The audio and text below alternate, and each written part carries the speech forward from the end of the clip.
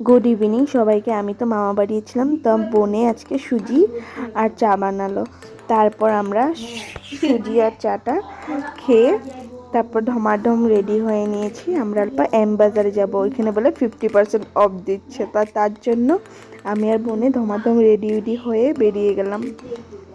তারপর রাস্তাতে এখন বাবুকে পেয়েছি। এখন তো ও জোর জবরদস্তি আমাদের সাথে যাবে, তো ওকে যেমনি তেমনি ম্যানেজ করে রেখে তারপরে আমি আর আমার বোনে দুজনে মিলে যাচ্ছি। আর ভিউটা এত ভালো লাগছিল, অনেক দিন পর আমি আরও একসাথে বেরিয়েছি।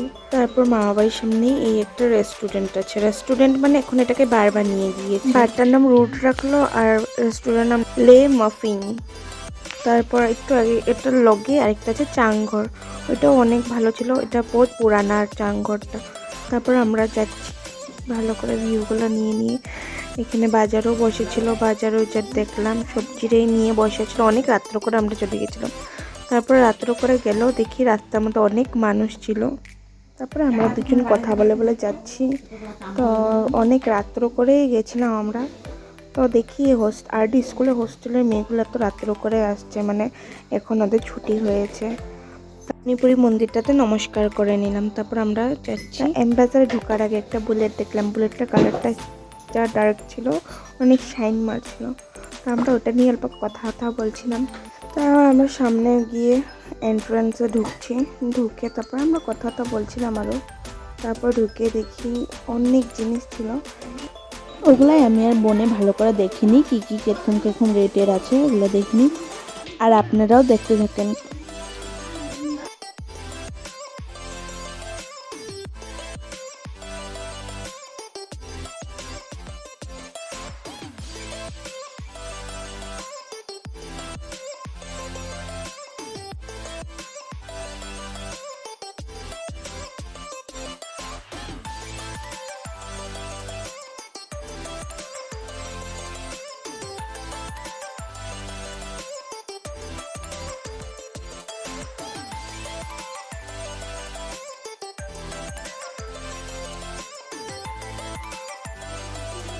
তারপরে বোনে শাড়ি দেখতে একটা আকাম করতে গেছিল, অল্পর জন্য বেঁচে গেছে, শাড়িটা পুরা পড়ে যাচ্ছিল। তারপর আমি আর ও মিলে ধরে ধমাধম ঠিক করে নিলাম শাড়িটা ঠিক করে তারপরে অন্য শাড়ি দেখি শাড়িগুলো দেখে নিয়েছি। তারপর আমরা এখন কুর্তি দেখতে যাব। তো কুর্তি কালেকশনগুলো দেখে নেব কিরকম আছে। তারপর কুর্তি একটা বোনে দেখলো, বোনের অনেক ভালো লেগেছে, কিন্তু বোনের অনেক বড় হতো, নিয়ে সেলাই করলেও ভালো লাগতো না ওকে। তার জন্য অন্য কিছু দেখতে চলে গেলাম আবার।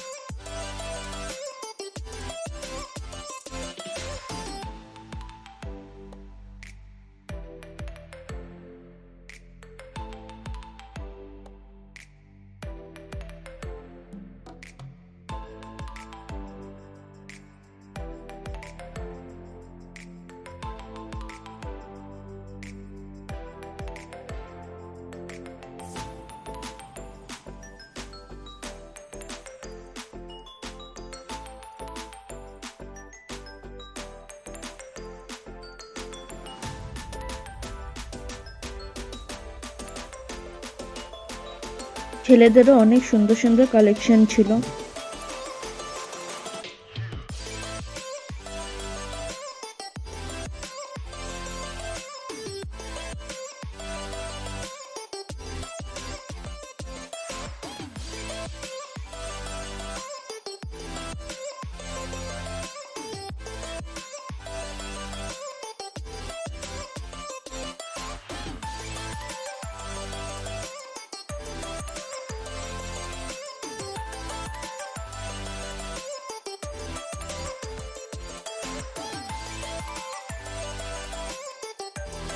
তারপর আমরা কয়েকটা জিনিস নিয়েছিলাম, বোনে বিল পে করছিল, তারপর দুইজনে আমরা বেরিয়ে এসে পড়েছি।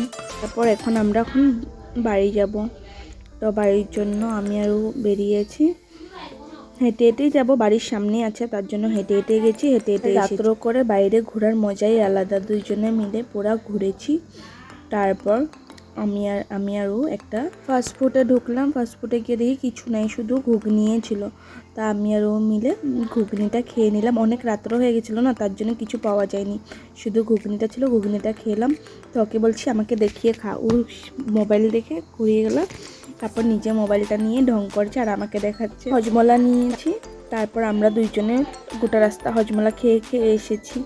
তারপর যেখানে রেস্টুরেন্টটা দেখিয়েছিলাম, বলেছিলাম যে বার বানিয়েছে, ওখানে একটা জিপ দাঁড়িয়েছিল, জিপটা অনেক পুরানা, তো ওটা অল্প ক্যাপচার করলাম। তারপরে ওখান থেকে এসে দিদি ফোন করলো, বললো যে অল্প বাড়িতে ঢুকেছে। যে তারপর ঢুকেছি, বোন আগে আগে ঢুকেছে, তারপর জিজু ওকে ধরে দাঁড়িয়ে আছে। তো আবার আমি ভিডিও বানাচ্ছি দেখে হাই করে দিল। তারপর দিদি কম্বলের নিচে ঢুকে আছে, আমার ভিডিও বানানো দেখে মুখ লুকাচ্ছে। তারপর দিদি চলে যাচ্ছিলো, যে আমি বললাম আমি ভিডিও বানাচ্ছি, আমাকে বলে যাও এখানে লাইক কমেন্ট শেয়ার করে দিতে। তারপরে বলছে আমার শালি অনেকদিন পরে এসেছে এইসবই বলছিল। তারপরে বলছে যে সাবস্ক্রাইবার বাড়ানোর জন্য, এগুলোই বলছিল, সাবস্ক্রাইব করে দেওয়ার জন্য। তা আমি আর বোনও মাঝখান দিয়ে মাথা ঢুকিয়ে কথা বলছে। তারপর আমরা কথা বলছি, মজাক করছি আমরা শালি আর জিজু মিলে। তারপর কথা বললাম। দিদি শুয়ে আছে আর এদিকে দেখে মানে আমরা মজাক করছি যে মাঝখান থেকে শুয়ে চুপচাপ জ্বলছে। আর পুচকা এসে মানে ওর পাপার সাথে মজাক করছি, মাকে মেরে চুপচাপ গিয়ে ওর মার সাথে শুয়ে আছে। তারপর জানলা দিয়ে হাত দেখিয়ে বাই বাই বলছে। তারপরে আমি আর বোন যাচ্ছি, অনেক রাত্র হয়ে গেছিলো আর রাস্তাটাও অনেক খালি হয়ে গেছিলো। তো আপনাদের ভিডিওটা ভালো লেগে থাকলে লাইক কমেন্ট শেয়ার করে দিও।